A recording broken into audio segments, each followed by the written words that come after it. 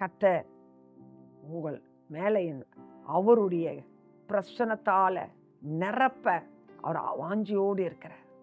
அவர் கிருபை உங்க மேல இருக்கிறது. உங்க உள்ளத்தெல்லாம் ஆராய்ந்து அறிந்திருக்கிறார். அவர் உங்களை தேடிக்கொண்டே இருக்கிறார். அவர் உங்களை பார்த்து கொண்டே இருக்கிறார். நீங்க எப்போ வருவீர்கள் என்று இந்த காலை வேளையில அவர் ரெண்டு ஓடி வாங்களேன். பிரசன்னத்துக்கு வாங்க. யாரா இருந்தாலும் சரி, கர்த்தர் உங்களை நேசிக்கிறார். இன்னைக்கு உங்களுக்கு தேவனுடைய வார்த்தை என்ன தெரியுமா?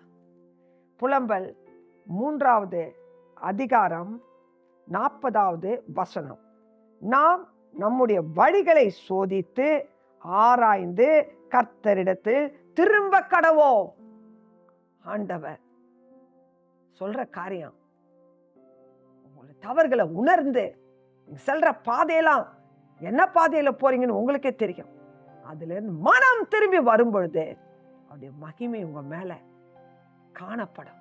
அவருடைய ரத்தம் உங்களை கழுவும் போது ஒரு வல்லமை உங்களுக்குள்ள வரும், ஒரு விடுதலை வரும், ஒரு சமாதானம் வரும். கர்த்தர் உங்களோடு வாசம் பண்ணுவார். எத்தனை பெரிய மகிழ்ச்சி, எத்தனை பெரிய சந்தோஷம். இந்த காலை வேளையில் கர்த்தர் உங்களோடு கூட பேசி கொண்டிருக்க. வார்த்தைக்கு கீழ்ப்படிந்து, பரிசுத்த ஆவியானவருடைய சத்தத்துக்கு கீழ்ப்படிந்து அவரை தேடி பாருங்களேன்.